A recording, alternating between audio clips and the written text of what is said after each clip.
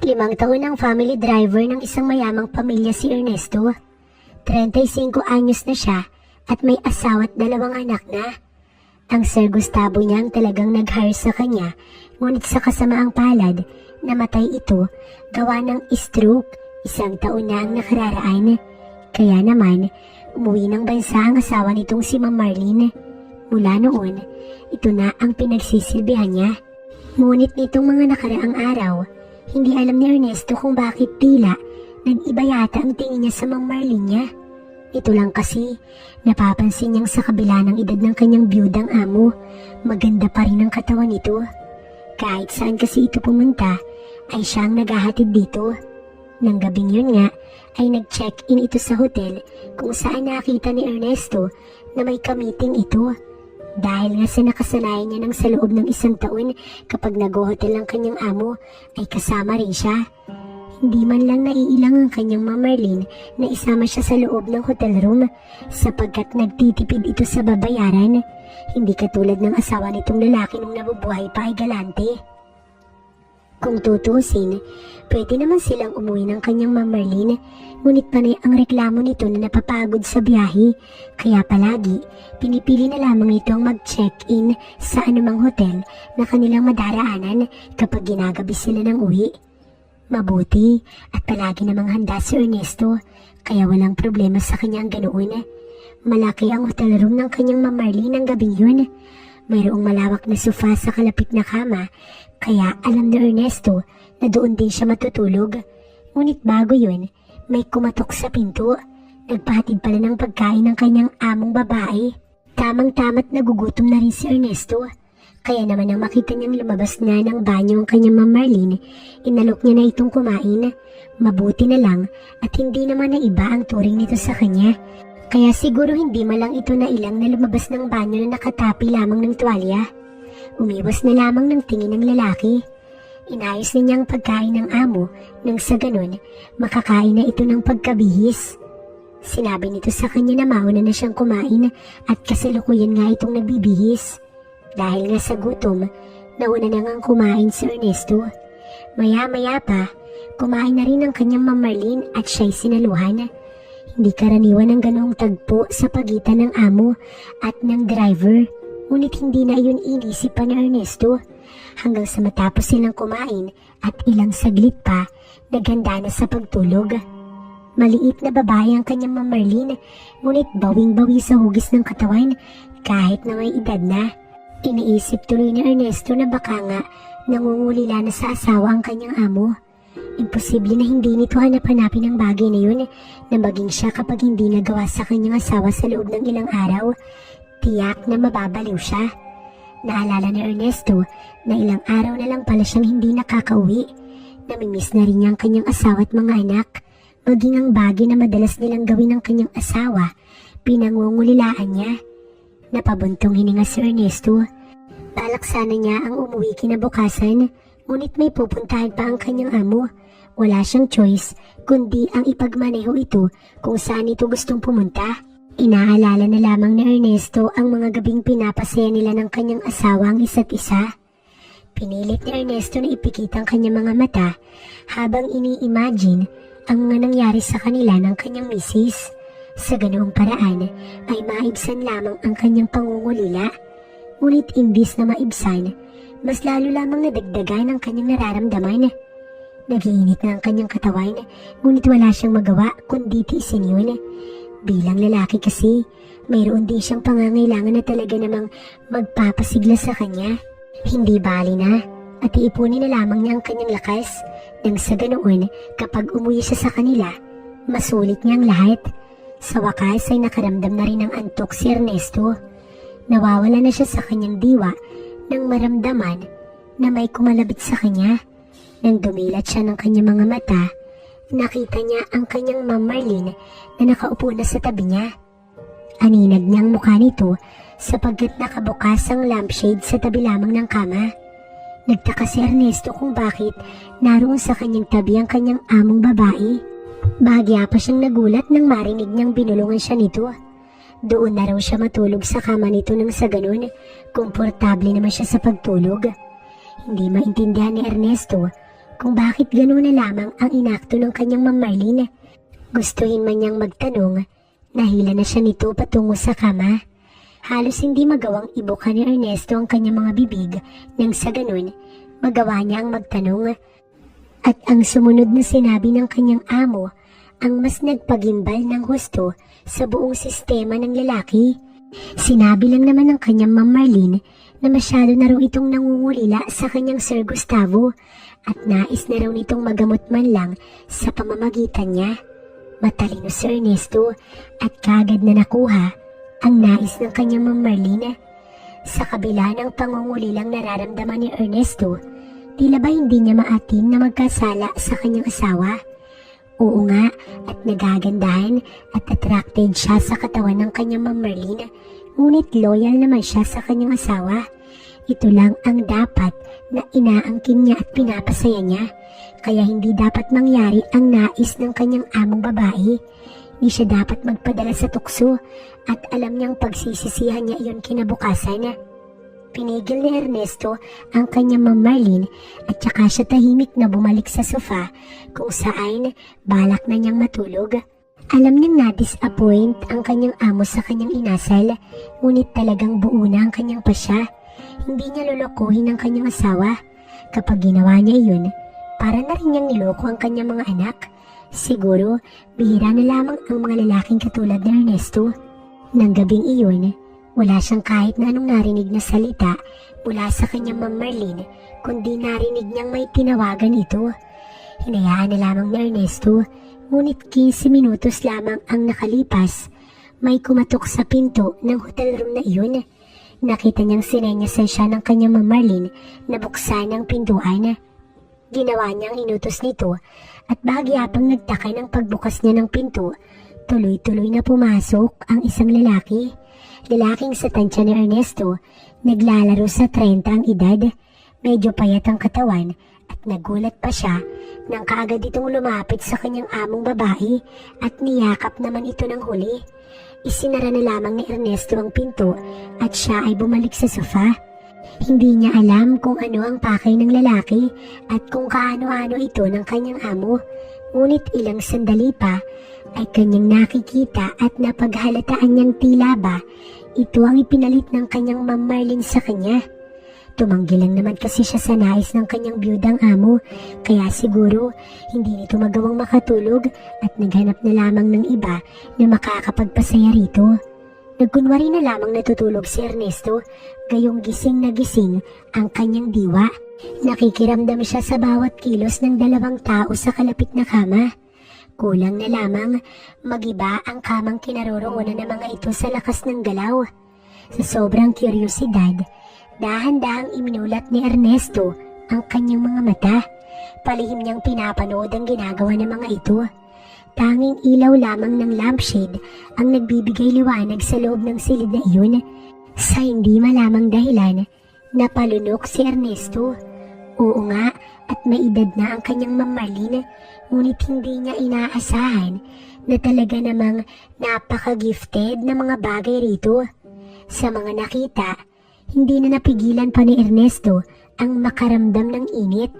Gusto niyang magpigil, ngunit dahil sa ginagawa ng dalawa mismo sa kanyang harapan, tuluyang umalab ang init sa kanyang buong sistema. Nagsisi na ba siya sa kanyang ginawang pagtanggi sa kanyang Ma'am Marlene? Dapat nga ba nagpadala siya sa tukso? Kung sakaling ang nagpadala siya sa tukso, tiyak na hindi naman malalaman ng kanyang asawa. Sigurado rin na magkakaroon siya ng special treatment mula sa kanyang among babae. Baka nga dagdagan pa nito ang kanyang sweldo. Idagdag pa na wala naman palang mawawala sa kanya kapag nagawa niyang pasayahin ang kanyang Ma'am Marlene. Lalaki siya at wala talagang mawawala sa kanya. Noon, nakaramdam ng pagsisisi si Ernesto. Palay na sana ang lumapit sa kanya, ngunit tinanggihan niya pang tukain. Mukhang hindi niya ginagamit ang kanyang utak. Ngayon, naroon siya at tahimik lamang na naiinggit sa ginagawa ng lalaking iyon sa kanyang Ma'am Marlene. Gustong-gusto niyang habulutin ng lalaki nang sa ganoon siya na ang gumawa ng lahat ng iyon. Nakita niya kung paano nasisiyahan ang kanyang among babae sa ginagawa ng lalaki. Talaga namang naiinggit si Ernesto na mga oras na yun.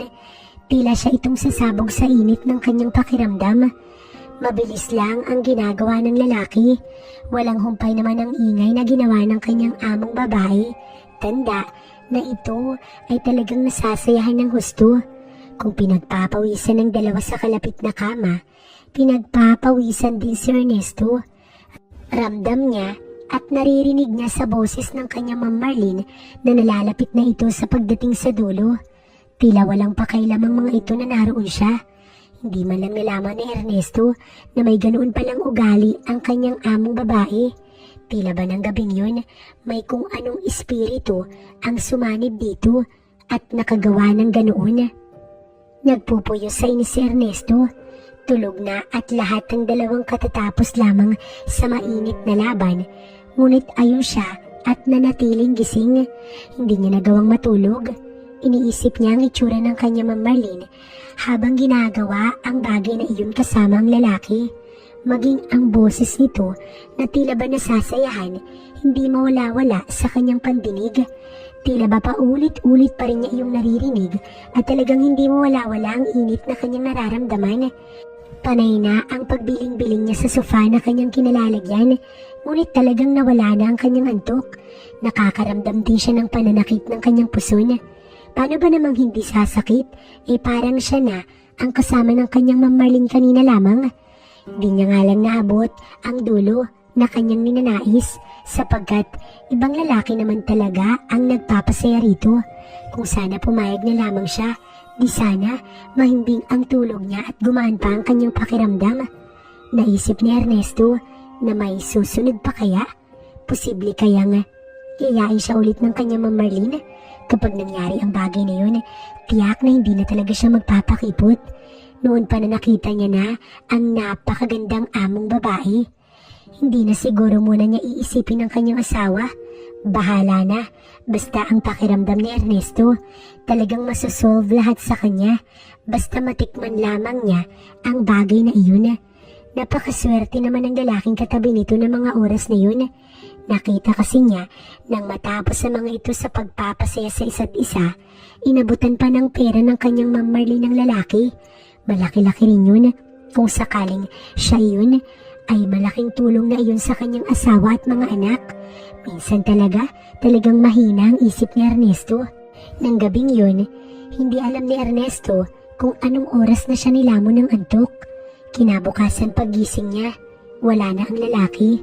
Kasalukuyan namang nasa loob ng bathroom ang kanya Ma'am Marlene at naririnig pa niya itong kumakanta-kanta. Mukhang napagaan ng lalaking yun ang pakiramdam nito. Napailing na lamang si Ernesto. Tiyak na may pupuntahan na naman sila ng kanya Ma'am Marlene. Kaya naman nang matapos itong maligo, sinamantala niya na ang pagkakataon na magtanong dito kung kailan siya maaaring umuwi. Saglit siyang tinitigan ng amo na katatapos lamang maligo. Nagulat siya sa naging sagot nito sa kanya, dahilan kung bakit napaawang ang kanyang mga labi. Sinabi lang naman ito na, umuwi na tayo ng bahay. Pagdating natin doon at mapagbibigyan mo ko sa gusto ko, agad-agad kitang papayagang umuwi. Plus, bibigyan pa kita ng doble pa sa sahod mo. Napang-akit ang boses ng kanyang Ma'am Marlene, kaya naman halos hindi makapagsalita si Ernesto. Ikaw kasi talaga ang gusto ko, Ernest. Bukod sa may itsura ka, matipuno rin ang katawan mo. Gustong gusto ko ang katawan mo kaya sige na, pagbigyan mo na ako. Pasayahin mo ko, Ernesto, at ibibigay ko ang lahat ng gusto mo kahit na ano. Gustong pumalakpak ni Ernesto. Hindi alam ng kanyang amo na labis na rin siyang nagagalak, ngunit kailangan mo na niyang magpakipot nang sa ganoon may mas malaki ang maaari nitong i-offer sa kanya. Ma'am, magkano po ba yung madadagdag sa sahod ko? Pasimpleng tanong niya na sa hindi malamang dahilan, ikinaliwanag ng muka ng kanyang amo. Mukhang nagkaroon nito ng pag-asa na papayag siya. Doble ang magiging sahod mo buwan-buwan. Bukod doon, bibigyan kita ng extra para sa bawat serbisyong gagawin mo sa akin. Kung ano yun, alam mo na yun. Gusto ko iyong masasayahan ako ng gusto. Katulad po ba ng ginawa ng lalaking iyon sa inyo kagabi? Tanong ni Ernesto, ngunit kaagad niyang napansin ang paismid na wika ng kanyang Ma'am Marlene. Pinagtiyagaan ko lang yun. Napakapayat ng katawan at hindi rin ako nasiyahan. Mas gusto ko yung para akong dinudurog at talagang gusto ko maramdaman na nanatili akong dalaga. Tiyak na alam mo kung anong nais ko. Kaya sige na Ernest, pumayag ka na sa alok ko. Pareha naman tayo masisiyahan. At ikaw, malaki rin ang maibibigay mo sa pamilya mo. Pangako kapag pumayag ka, walang sino man ang makakaalam. Patuloy siyang kinukumbinsi ng kanyang biyudang amo. Kaya naman, hindi na pinatagal pa ni Ernesto ang pagpapakipot. Pumayag na siya sa nais mangyari ng kanyang Ma'am Marlene. Tiyak na mabubusog niya ito ng gusto. Lalo pa at iyon ang bagay na talaga namang ipinagmamalaki ni Ernesto. Ang pagkakaroon niya ng gifted na bagay na iyon. Mukhang abot naman ng langit sa kasiyahan ng kanyang amo sa ginawa niyang pagpayag. Ganoon pala katindi ang pagkagusto nito sa kanya.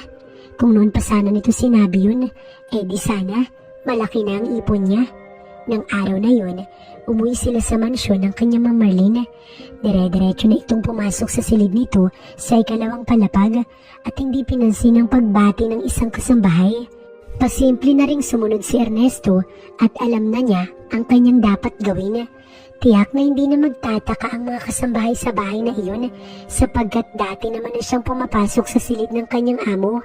Minsan kasi may pinapahayos ang kanyang Ma'am Marlene sa silid nito kaya siya na ang gumagawa. Ngunit iba ang gagawin niya sa araw na iyon.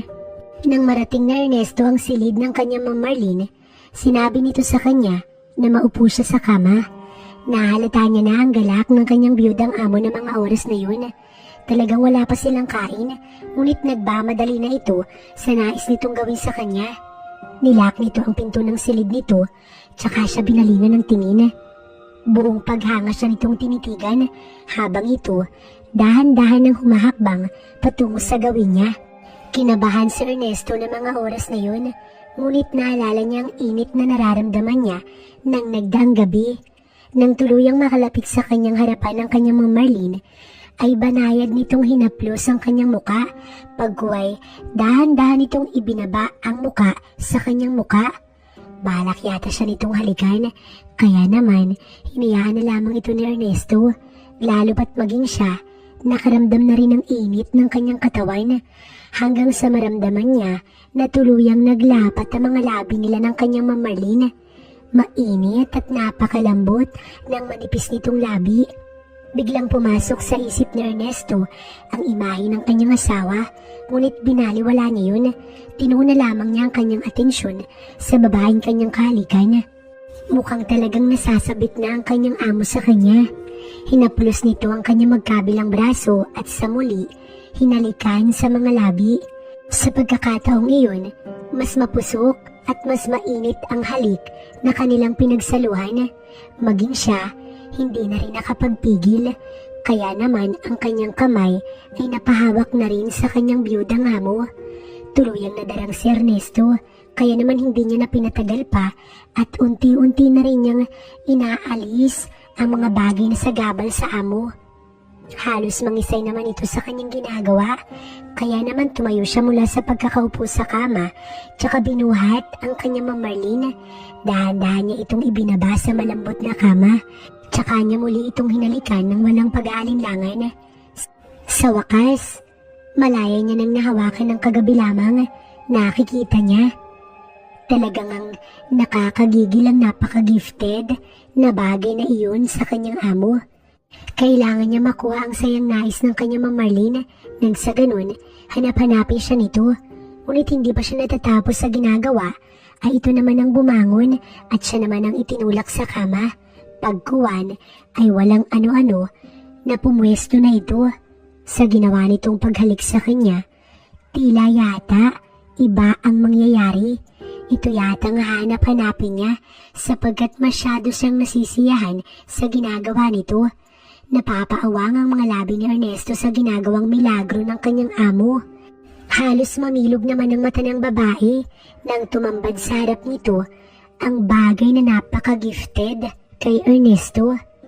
Kitang-kita naman ni Ernesto kung paanong napalunok ang kanyang Ma'am Marlene sa nakikita. Hinintay niya ang sunod nitong gagawin. Napaigtad pa siya nang simulan na nga ng Ma'am Marlene niya ang gusto niyang mangyari. Napakagatlabi pa nga si Ernesto. Talagang nagiinit na ang kanyang katawan.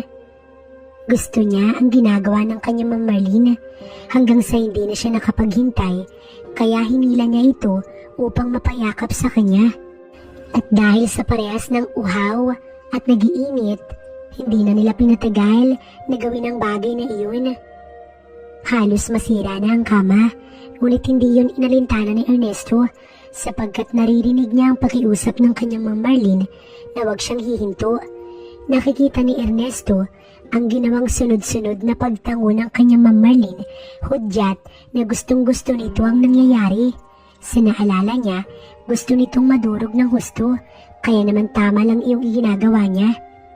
Walang maririnig sa loob ng malaking silid na yun, kundi ang paghinga ng dalawang ito, ang mga ingay ng kanyang Ma'am Marlene at ang mga tunog ng mga ginagawa nila. Mas nakakapag-init sa pakiramdam ang ganoon, kaya naman mas pinag-igi ni Ernesto. Hapong-hapo na siya, ngunit hindi yun naging hadlang sa ginagawa niya. Paminsan-minsan, nagpapahinga siya para makabawi ng lakas. Pabiling-biling lang naman ang kanyang Ma'am Marlene sapagkat hindi nito malaman ang gagawin. Walang katulad ang kanyang Ma'am Marlene, palibhasa kasi wala itong anak. Hindi nagkaanak ang kanyang mga amo. Pagod na pagod at pawisan si Ernesto at ang kanyang Ma'am Marlene nang matapos ang ginagawa nila. Umalis siya sa tabi ng kanyang Ma'am Marlene, tsaka ito nahiga sa tabi nito. Maging ito'y bumabawi rin ng lakas, kaya naman saglit silang nagpahinga. Hindi makapaniwala si Ernesto sa kung ano ang nangyari. Tila ba, panaginip lamang ang lahat ng yun, ngunit naroon siya sa tabi mismo ng kanyang amo. Hindi man makapagsalita ang kanyang amo, alam niyang nasayahan ito sa ginawa nila. Base sa aura ng itsura nito, talagang mas gumaan ang pakiramdam nito. Hindi lang yun, nakita niyang humugot ito ng ilang libo sa wallet nito at lumapit sa kanya. Grabe ka Ernesto, wala kang katulad. Dahil dun, eto ang reward mo. Sana gawin mo ulit yun sa akin at hindi na ako maghahanapan ng ibang lalaking makakasama ko. Hindi nagawang sumagot ni Ernesto. Tinanggap na lamang niya ang pera at tinanong ang kanyang Ma'am Marlene kung maaari na siyang umuwi. Pumayag naman ito, kaya naman magaan ang loob na umuwi si Ernesto. Nang makauwi sa bahay nila ng kanyang asawa, nilabas niya ito at ang kanilang dalawang anak. Namasyal sila't kumain at binilhan na rin ng gamit ang kanilang mga anak. Napatitig si Ernesto sa kanyang asawa. Wala man lang itong kaalam-alam na hindi lamang ito ang babaeng sinasamba niya. Payat ang katawan ng kanyang asawa, ngunit mahal ito ni Ernesto. Hindi niya nga lubos maisip kung bakit nagawa niya itong lokohin. Siguro nga dahil sa pangangailangan niya bilang isang lalaki. Kung maulit man ang ginawa nila ng kanyang Ma'am Marlene, tiyak na hindi lamang iyon sa pera. Kung kasalanan man na lokohin ng kanyang asawa ay bahala na. Nagkakapera siya at maging siya ay nakikinabang. Nang gabing yun, hindi mo na bumalik sa mansyon si Ernesto. May mga pangangailangan din bilang isang babae ang kanyang asawa at kailangan niya itong samahan sa gabing malamig. Katulad ng palaging nangyayari, hinintay muna nilang tulog na ang kanilang mga anak bago niya nagawang angkinin ng buong puso ang kanyang asawa. Maangkin man siya ng ibang babae, alam niyang ito pa rin ang uuwian niya. Ito lang sapagkat ito ang kanyang asawa.